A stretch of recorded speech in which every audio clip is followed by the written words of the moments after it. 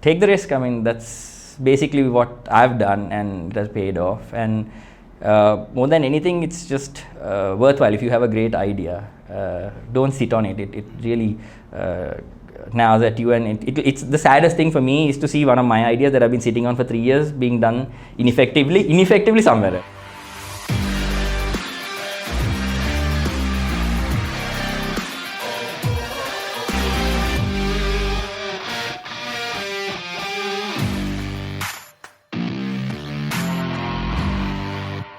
Hello and welcome to the 12th episode of the Entrepreneur Vibe podcast, where I am joined by Janeeth Rodrigo, a very popular name in Colombo.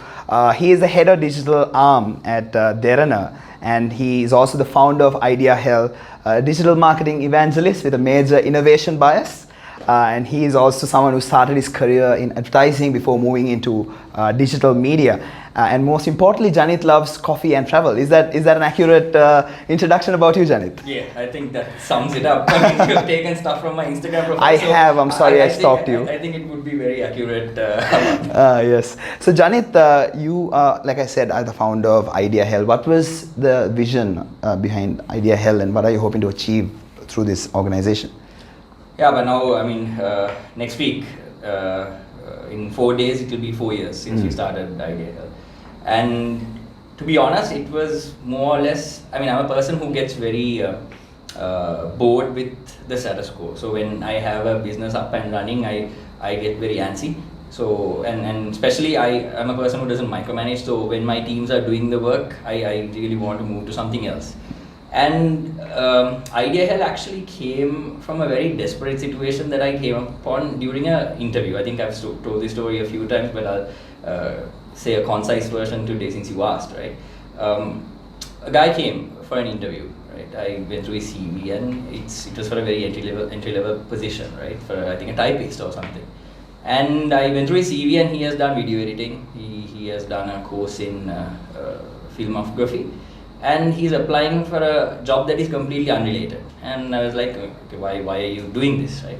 And he's like, I would love to, be a YouTuber, content creator, but that's not possible. My father is sick. I'm the sole breadwinner of the family, and I need a job desperately, and I'm boarded in Colombo, right? That's why I've applied for this job. But I would love to be a YouTuber. That kind of hit me, right? That night I kept on thinking, okay, because at that point with my job in a media network, I had kind of come to understand that there is a possibility of earning from YouTube. I mean, mind you, this is about 8-9 years ago, right? And there weren't many creators in Sri Lanka because monetization was not rolled out here. However, it kind of kept me up at night. And I kept on thinking, okay, why is there a barrier to entry in terms of content creation, right? And when you think about it, it's always those with resources. It was a monopoly, right? Content creation was a monopoly, and it was those who had money who did content, not necessarily those with creativity. So I somehow wanted to bridge that gap, right? And through some crazy idea, I envisioned a studio, right? I mean, back then there were about 2 YouTube creator spaces in the world, and nothing in Asia. And I thought of a similar concept, but something that was completely free, right? Membership was free, everything was free, a studio space, all the equipment, all the expertise, given free, where people can come and be free to create content, right? And then, like, I'm a very outspoken person, and I generally go to my directors and investors with a lot of crazy ideas, right? And I get shot down a lot. That's part of the, hustle, right? And one Friday, I planned it for Friday, and since they're in a better mood generally, right, and they are more smart. It's always about timing, right? Yeah, absolutely. When it comes to crazy ideas, right? Went on a Friday, told them I have this crazy idea, right? Normally when I go to them, I'm like, okay, I have a proper revenue plan. This is how I'll take 3 years to break even. I said this time I have nothing. And I don't know how this is gonna make any financial sense, right? But I'm really passionate about this, right? And can you all please push your weight behind this? Some reason they're like, okay. And for some miracle, there was this warehouse that had been closed down in the 1940s, right? That was just vacant, right? And I was shown this space, and when I went in, it was a scene from the apocalypse, right? Like half-drunk tea, people's umbrellas, they had just left that because they had suddenly closed this down, right? People's belongings were there. There were like actual clothing that was supposed to be sent to the US, packaged, all left rotting, right? And we cleared it up, right? And did a lot of things. But at that point, I realized coming from a country like Sri Lanka, which is very small on the map, with our very small internet penetration, we are at about 10 million now, right? In terms of the region and the world, that's like a dot. And even after starting IdeaHell, I realized that it was going to be a challenge to get this thing called monetization to Sri Lanka, right? And that's when the lobbying started, right? Mainly in terms of YouTube. And finally, like as everyone knows, IdeaHell got MC and multi-channel network status, which enabled us to give monetization to those who joined, right? But still, I was not too happy because IdeaHell couldn't give monetization for everyone, the whole country, right? Because that is not a viable business. And just to have an accounts department to give monetization to everyone and send them checks doesn't make sense, right? So I started lobbying for YPP to be rolled out, because at the end of the day, that's what I set out to do, right? Through IdeaHell, I wanted to show, one, we had good content creators. Because back then when IdeaHell came about, if you go to the trending list of Sri Lanka, it was just an apathetic situation, right? Now if you go there, yes, there is content that should not be there, but it is being populated by good content, right? And finally YouTube saw that, and I think it's a great thing as a small country like ours that YPP rolled out to us before bigger countries. Before countries that have a wider population, bigger internet penetration, we got YPP, right? I think, it's maybe over ambitious of me to think that, but I have a feeling that IdeaHell did play a small part in that. And right now, we have YPP, right? Anyone can apply for monetization. So that was the whole goal. The final goal of IdeaHell was met when YPP rolled out to Sri Lanka. So that was that long path we took. Absolutely. So you talk about the relatively small population which we have in Sri Lanka, which is one of the reasons why YouTube was hesitating to invest in Sri Lanka. But so what was the boardroom conversation you had with YouTube to change their mind to invest in Sri Lanka? Yeah, I think we forced their hand. I've said this publicly, so they won't have a gripe against me, because I've told them this, right? We did something that YouTube as a platform should have done in a country like us. We created a studio, we gave, it's a 20,000 square feet studio, we gave equipment worth 250,000 USD, everything free. We did all of that investment, and I have a feeling we pushed their hand by showing that, a third party, if they can do this and create a content creation culture in Sri Lanka. I think that was what opened their eyes and made them realize, okay, there is potential if we do open up YPP in Sri Lanka. Yeah, exactly. That's exactly what you did. YPP is going to be a game changer for creators. Can you maybe take us through how it has impacted their lives and how it's going to change the landscape here? Absolutely. Currently I know at least 20-25 YouTubers, content creators, whose sole profession is that. Right. They earn from YPP, they earn from direct sponsorships, and they're earning well. Right? At the end, I don't know, sometimes people say, why do you talk about money so much? The third word you say is monetization. Right? But you cannot create content without monetization. You cannot sustain content creation without a form of revenue. Right? You got to pay your bills. You got to pay your bills. You've got to put food on the table. This is a good example, right? This takes effort, this takes money in this capitalistic world, whether you like it or not. That's the case, right? Correct. So that's why I'm hell-bent on monetization, because all this time YouTubers, creators didn't get paid. And also, everyone knows what YPP is, how to apply. I think that that information is freely available. But one good thing that you can actually share, I don't think a lot of people have known this, Facebook monetization is also coming to Sri Lanka. Oh, okay. It has started rolling out. Right? So I think this is the first time I'm saying this in public. So some media organizations have already gotten Facebook monetization. Okay. So for the content you put. So right now what I tell people, I've always told them this, think of yourself not as a YouTuber, think of yourself as an original content creator. You have to be multi-platform, and if that platform gives you monetization, so be it. Right? Yeah. So I see more opportunities for monetization and revenue for video content creation. So this is the best time to get into the game. Yeah. Convincing YouTube was one thing, but you also had to convince your company to invest in a 20,000 square feet place, renovating the place, getting these equipments, and then, helping them with all those things. So how did that happen? Like, how did you convince them? Especially when you couldn't show them a definite return on their investment within a certain period of time. Yeah. I honestly don't have a direct answer for this, because for me, in itself, it was a miracle. Right. I think, I don't know, for some reason, not in a gloating way, but at the end of the day, people invest in people, right? Even if the idea was great, right? It's at the end the person who makes the convincing, right? So for some reason, I think this was one of those projects I was really passionate about, and for some reason they would have seen that, I think anyway, when you go to an angel investor, even if you're a startup, right, it's the personality that the person or the investor believes in, not necessarily the idea. Yes, the idea is important, but then at the end, if you can sell that, right, I think on some level I did. That's why I was able to take, such a risk that in the end thankfully paid off, right? But yes, I mean, there's no direct answer for that, but I think it's at the end of the day how convicted you are of what you're going to do and how you show that to whoever you're approaching. So in these last 4 years, what are some of the biggest challenges you faced in building IdeaHell to what it is today? Oh, challenges. Okay, first challenge was paying the bills in the beginning because debt was racking up, right? Because I realized that, see, only content monetization was not gonna, be able to pay the bills, right? For one, there weren't a healthy content creation culture in Sri Lanka, right? So in the beginning, we had to put in a lot of effort to create that culture, right? Because as Sri Lanka, I mean, I'm glad that more and more programs like yours are coming up, because we need to build that entrepreneurial spirit, right? We've been so honed into a culture that doesn't, we are very aversive to risk, right? Some of the first workshops that I've had, right? One of the first questions, as soon as we open up for Q&A, first question is, how am I going to convince my parents that I can stop my job and do content creation, right? See, that had to change. It's changing. It's still in a bit of a primitive stage, but it's changing. So I think for me and IdeaHell starting off, one of the biggest challenges was convincing creators that this is a worthwhile thing to do, content creation. And two, you do not need a set job, a set salary. We are hell-bent on EPF, ETF, right?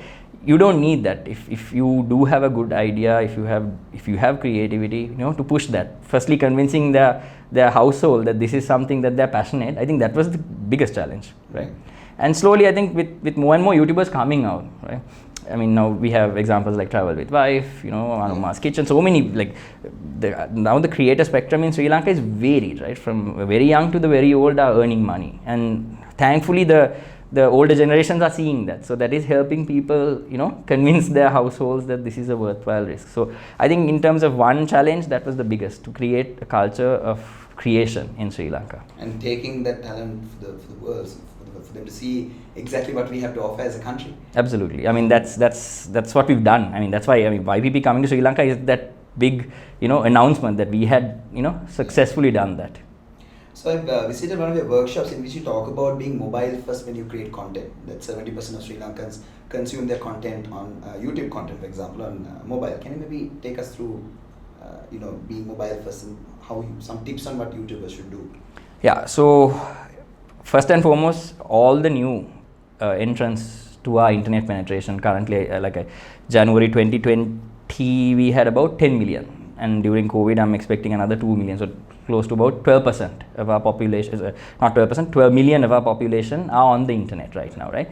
Every new device that gets added to the internet is a mobile device, right? So back then it was 70, now about 80% of YouTube is viewed on mobile. So the most important thing for YouTube, if it's a tip I can give, is your thumbnail. Right? Before the title of your video, before the description of your video, on a mobile device, your thumbnail is what's viewed, right? So generally people view the thumbnail and the text on the thumbnail as a higher priority than your title. So even if you have the best title in the world and your thumbnail doesn't have any text, you've not done the optimization in terms of a YouTuber. So one, your thumbnailing game needs to be very sharp, right? And always test. That's what I tell people, right? Test on mobile. Just don't upload and hope, because most of the time you upload from a desktop PC, right? So you have to test your thumbnails and your video on a mobile device, right? So thumbnailing, if there's one key takeaway about why we should be mobile first, your thumbnailing game and your framing game needs to be good. Yeah. Expanding further on that, what does it take to be a successful YouTuber?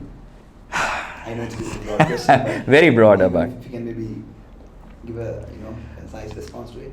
Passion, just passion and consistency, right? I mean, recently now, I was speaking to Chanel and Shehan yesterday, right?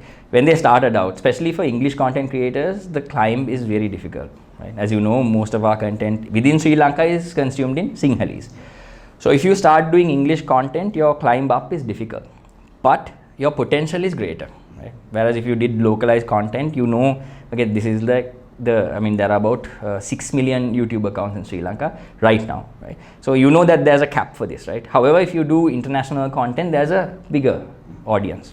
However, the climb is very difficult, right? So 1 year ago when I was talking to them, I'm just using them as an example, right? I can mention so many. 1 year ago, they had 2,000 subscribers, right? But they were putting content. They were putting they were putting content every other week or once a month.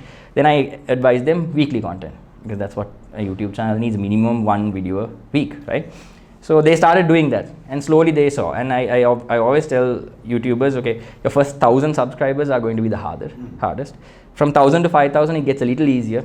5,000, 10,000, little easier. 10,000, 50,000 is a breeze, right? Compounding effect, right? Compounding effect. And YouTube is not another place where we go wrong about is YouTube is not a social network. It's not a social media network. It's a video platform, right? How you get discovered is through subscriptions and your engagement. There's no social effect on YouTube, right? Except for the trending tab. And a lot of people forget that the trending tab is only viewed by 2% of YouTube's audience. Okay. It's just us and media networks who go and see, okay, what's trending, because only 2% go there. And they've changed the name, and like slowly they're rolling out the trending list within countries, which is a great thing. I'm very happy, right? But at the end of the day, to become a successful YouTuber, you have to be consistent even when it's difficult, right? Because always you compare, right? Okay, I'm putting this much effort, but my video has 300, 400 views, right? But with your subscription base growing, and once you hit that 10,000 mark, it's going to be very easy. Right.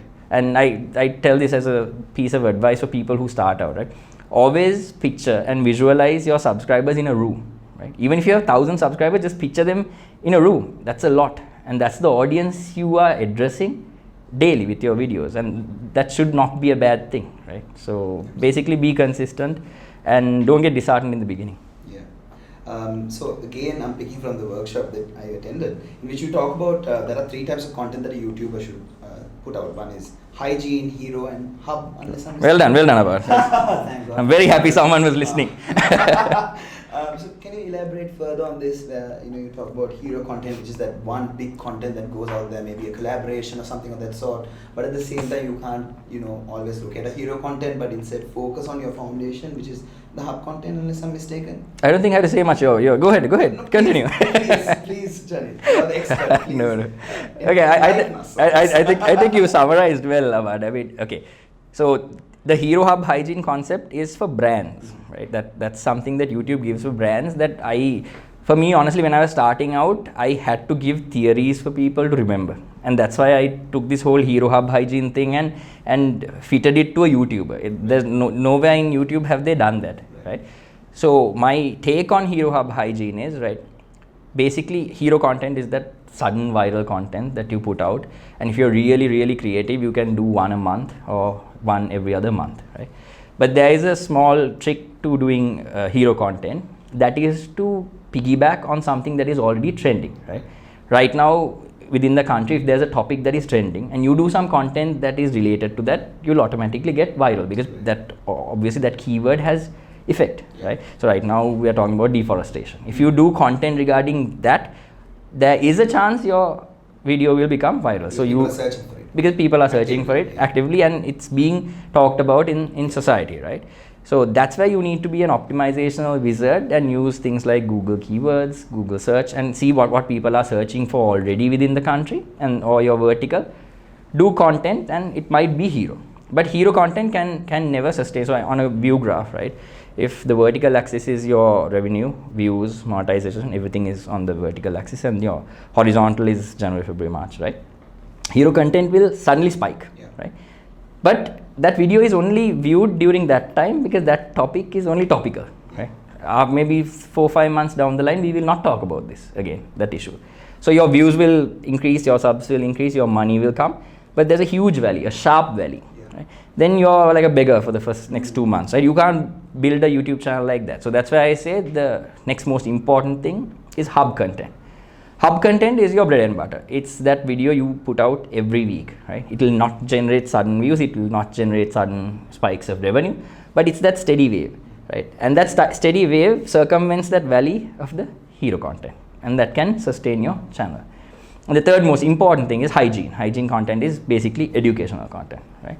This is a category that a lot of Sri Lankan YouTubers miss out on, right? Because for one, I think it's not a big incentive to do educational content because there's no sudden viewership for it. However, what YouTube terms these videos are evergreen videos, right? The example they give is how to tie a tie. That video will forever generate views, right? So that hygiene video will have a flat line on your graph, right? But that will sustain your channel in terms of views, subs and revenue, right? So those three content, when you have a nice mix of it, obviously you will be successful if you have that consistency that I speak of. Yeah, very interesting. Another question I'd like to ask again related to YouTube is, unless I'm mistaken, YouTubers kind of find it hard to find the length of a video.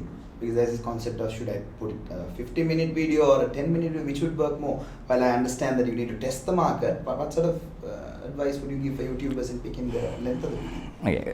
It's very vertical related, right? But one thing I can share with you is both YouTube and Facebook. Like I told you, Facebook is also rolling out the video monetization, and however their platform is not at the same level as YouTube yet, right? The user experience is not there. However, obviously Facebook being Facebook will also come up somehow, right? So both these platforms currently, what I hear from every training that I get from them is long form content.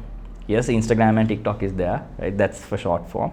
But both these platforms are heavily leveraging on long form. Right. So that automatically gives me the signal that, because see, long form video is easy to monetize because you can have more ad breaks, right? So these platforms will automatically give you more engagement if you have long form.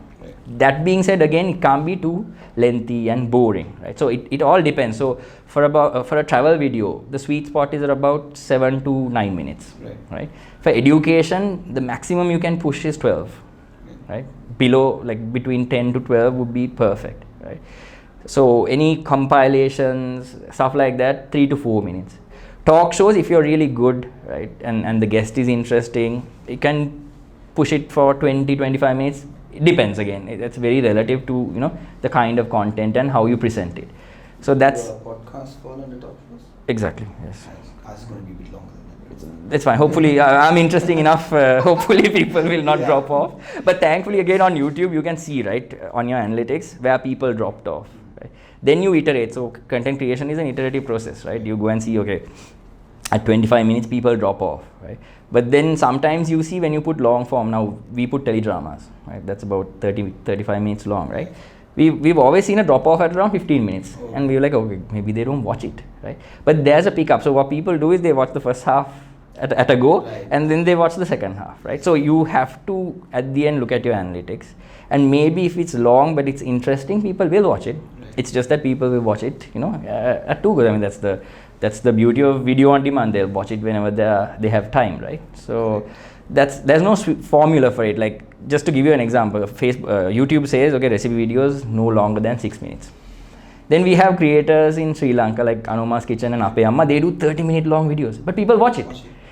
So it's very much dependent like to your locality, your audience. So just keep iterating and see. But those are the rough estimates of where I would recommend content be. Because the market is always right. Always. Alright, Janeeth, now we are going to move on to the rapid fire session, which we just introduced to the Entrepreneur Vibe podcast, and the rapid fire session is brought to you by Shirtworks.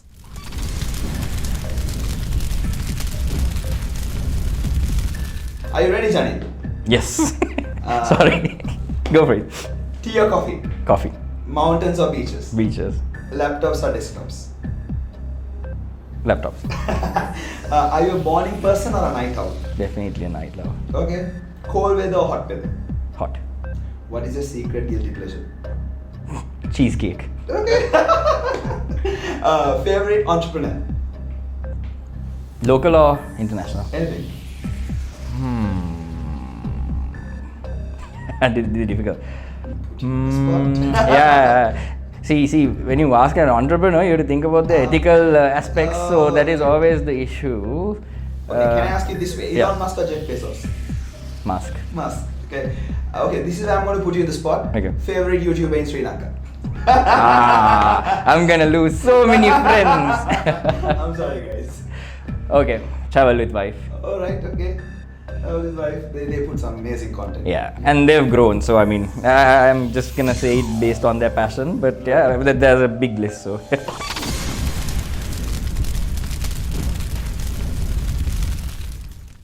that, ladies and gentlemen, was our rapid fire session brought to you by ShareWorks. And thank you, Janeeth, for being a part of it. And let's now proceed with the rest of the podcast. And the next question I have to you is regarding building workplace culture, because I'm sure you're someone who's very adamant on building a great workplace culture. But what have been some of the challenges that you have faced when building culture in your organization? Good question, Abad. I think at the end, it all boils down to your workplace culture, right? So when I started off, I mean, just to give you an understanding, right? I had 2 people in my team, right?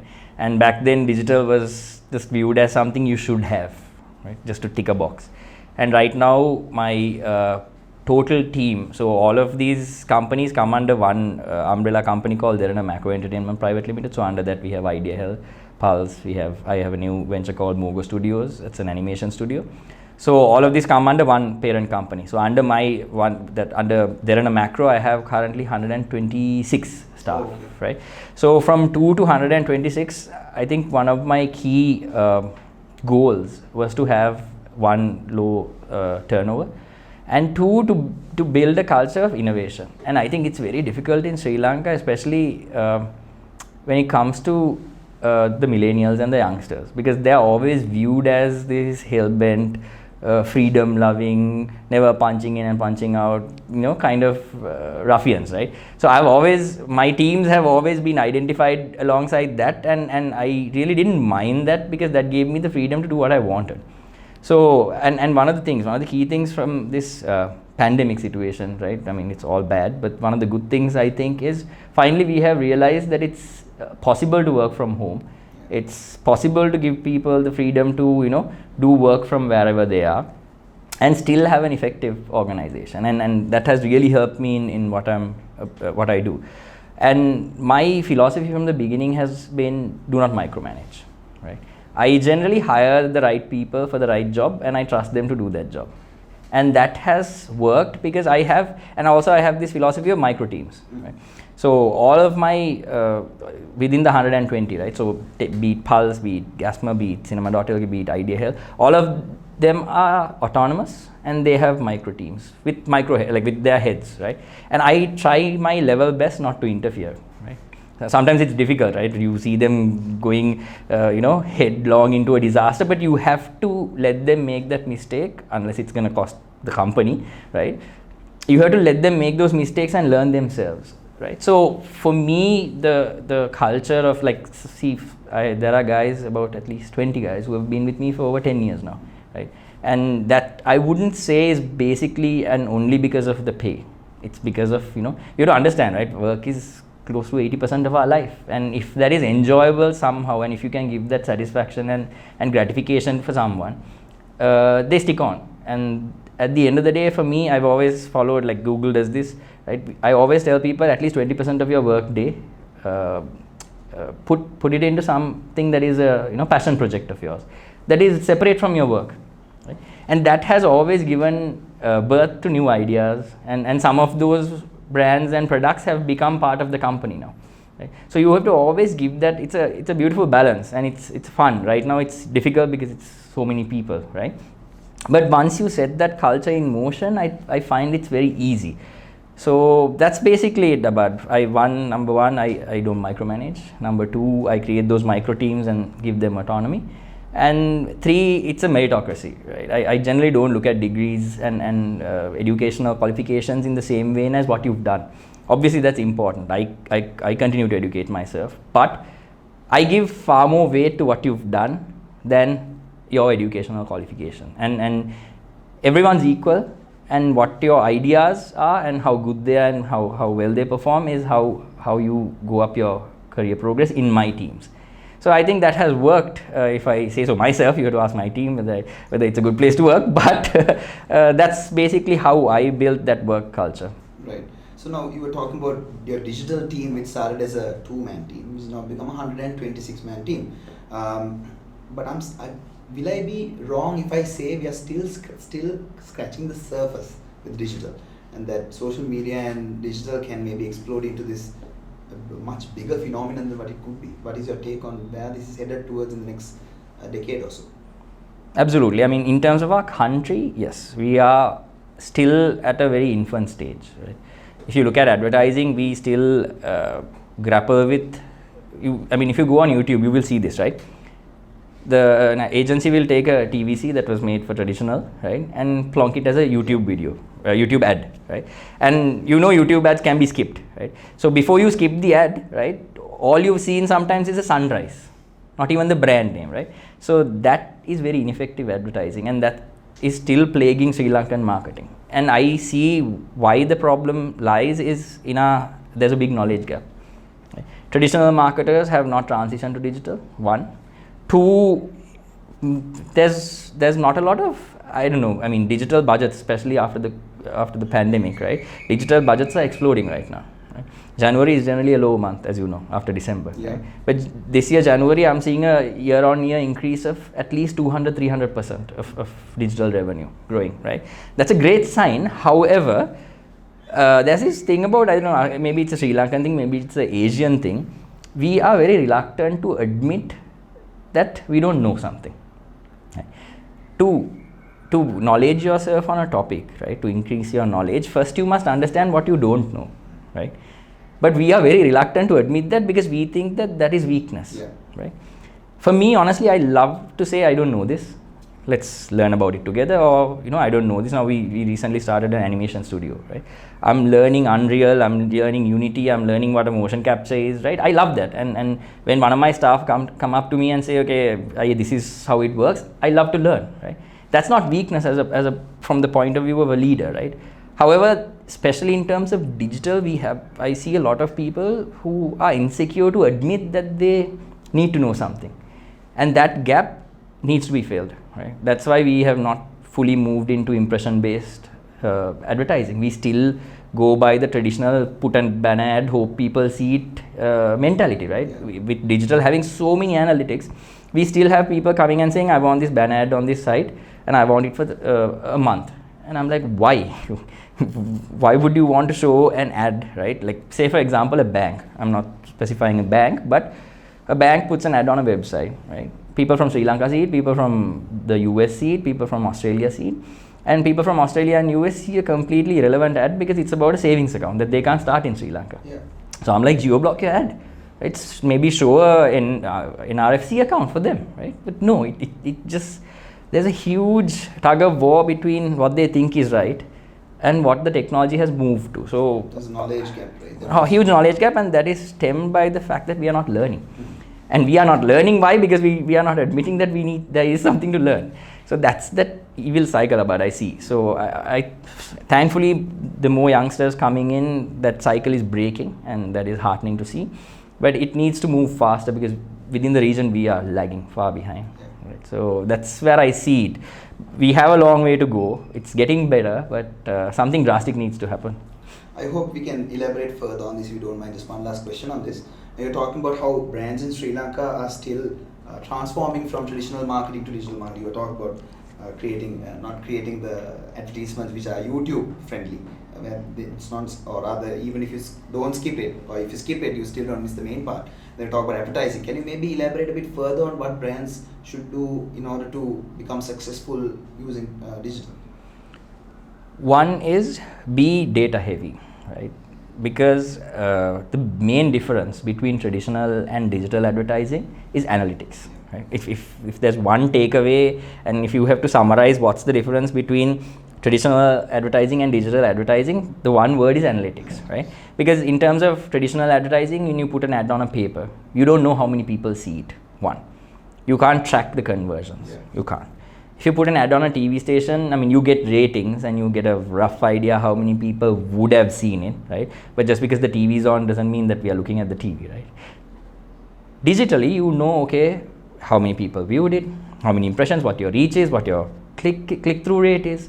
All of that can be understood. Right. And these metrics can be used for to improve your marketing campaigns. So that in itself is the only way forward for brands.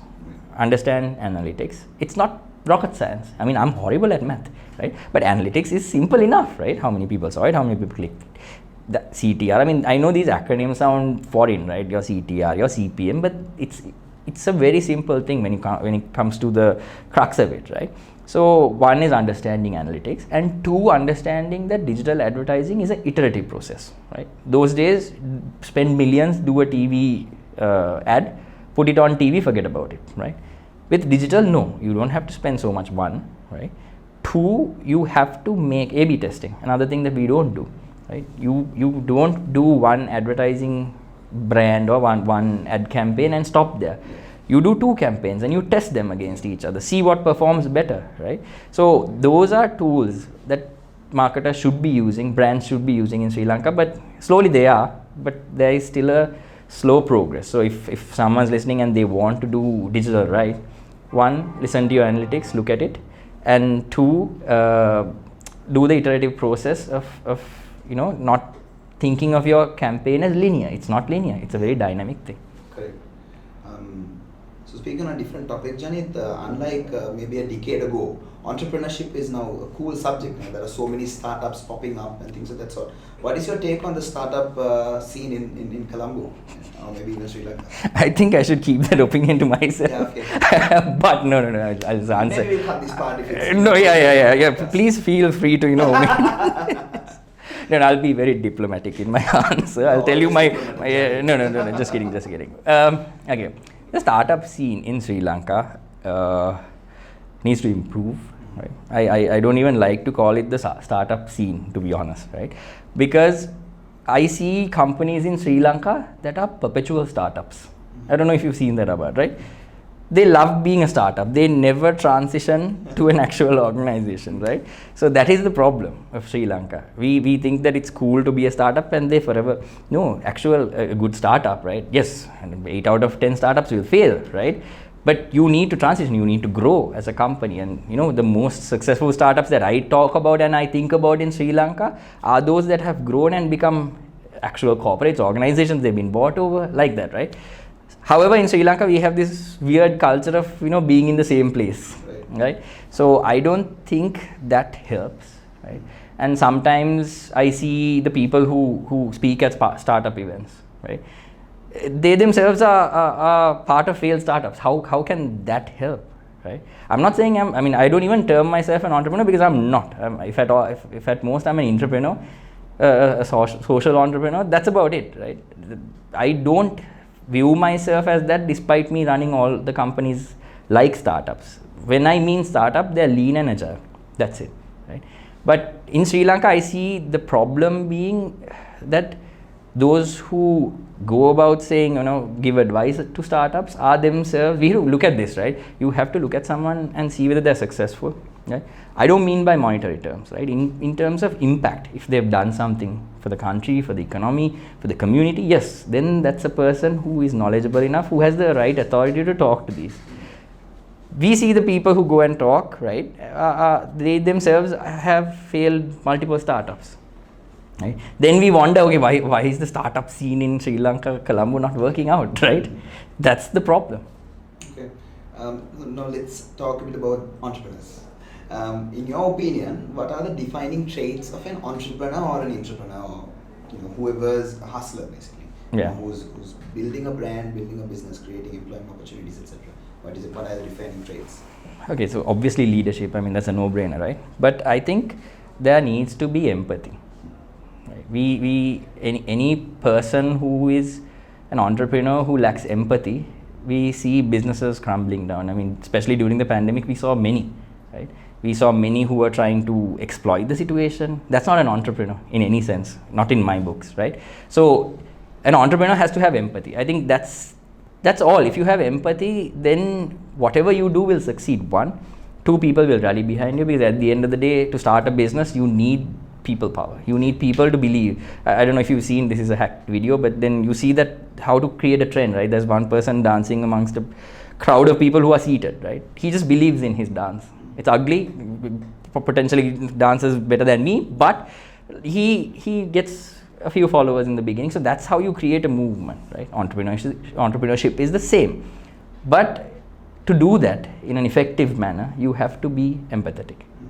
So if there's anything, honestly, in Sri Lanka, if we are training entrepreneurs, if we are training startups, we have to teach them empathy, right? We have to teach them how to create a good work culture, and we have to teach them how to succeed. Yeah, brilliant. You're someone who travels a lot. I don't know if you travel a lot, but I try to. see a lot of Instagram stories and posts at least. How do you manage to juggle all of this? Do you believe in this concept called work-life balance? How do you manage the stress of running a massive team and an organization? Like, how are you doing? Absolutely. I mean, I am a person who believes that life is meant to be lived. Very, very hedonistic. But I think those who gather around me are also they also have the same ethos, right? I don't believe in white walls.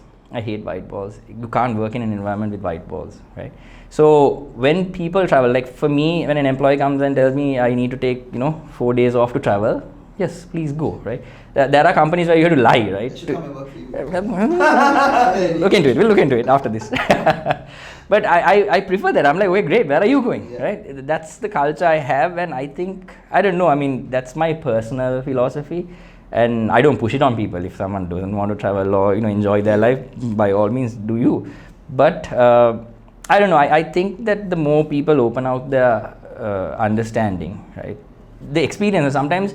Some of my guys go out, like they stay off for about 2-3 weeks and come back with more ideas, right? They have a new vigor at what they do, and I have found that to be great, because you don't trap them in an office, tell them to work 9 to 5, right? At the end of the day, for me, always ideas are what excites me. Someone comes to me with a problem, like, okay, let me sort it, it's fine, I hate logistics, but let me sort this out somehow. But if someone comes to me with an idea, my eyebrows raise, right? That's what I look forward to when I go in the morning to work.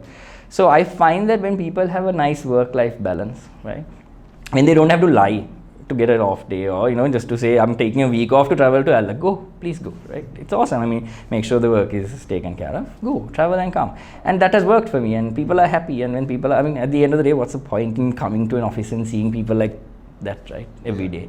When I see people happy, I don't know, it's gratifying for me, and that's my philosophy being handed out to my guys, but it has worked so far. And Janeeth, it's been a long journey so far, but what can we expect from Janeeth and IdeaHell and all the other ventures in the next 5 years? 5 years is a long time of that.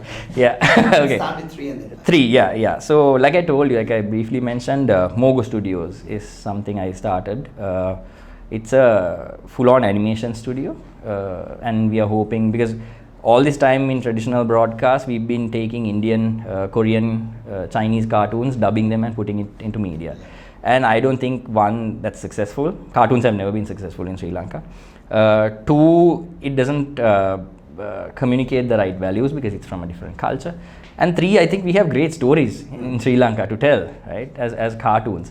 So we started this. This is a big risk. I mean, this is a bigger investment than IdeaHell, to be honest, right? So, because as you know, animation is a very investment heavy business. In the first 3 years, nothing but losses, right? But so we've now been operational for about 8 months, right? We have a staff of 40, and very humbling to say, we are almost at the end of one movie cycle. So we'll be releasing a movie towards the end of this year or first quarter next year. No Sri Lankan animated movie has released in Sri Lankan theatres yet. Okay. So we are hoping this will be the first. It's great if someone else does it, but this is in the pipeline. So this is what I am working on currently, and IdeaHell is doing great. So we have a lot of right now we are focusing more on building our own IP while helping creators. IdeaHell has a few good IPs being built. So that's it. Mogo Studios is what I'm currently working on. Super excited to see everything, especially the film. Yes. I'm going to definitely go and watch it. I hope I get free tickets. Yeah, you will. You don't worry. Any final thoughts you'd like to leave our audience with? Entrepreneurs or people who have great ideas, want to go and execute those ideas?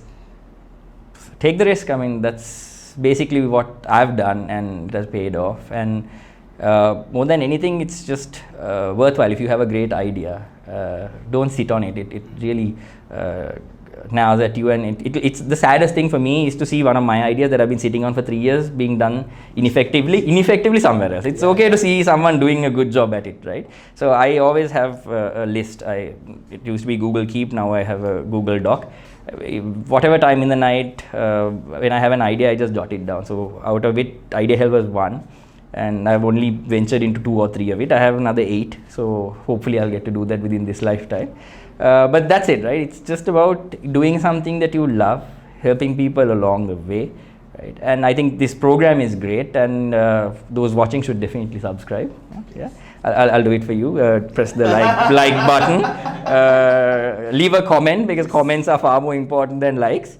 So yeah, subscribe to this channel. I'm really excited to see what you bring out, because I think this is a dire need to bring out the right people and the right advice to those who are willing to or looking to start their own business, because we badly need this as a small country with a little resources. I think since we don't have a lot of technology, I think our creativity is one selling point to the world, and that's where we can succeed. So I hope, I'm pretty certain that this channel also will help those who are looking to start their businesses. Appreciate your kind words, Janeeth. Thank you so much for joining us on this podcast, and also thank you for everything you're doing for the creators, the business community in Sri Lanka. Godspeed. But that, ladies and gentlemen, is Janeeth Rodrigo joining us on the 12th episode of the Entrepreneur Vibe podcast. We'll catch you again soon. But like Janeeth said, do subscribe. This is Abad Fauzan signing off. Take care.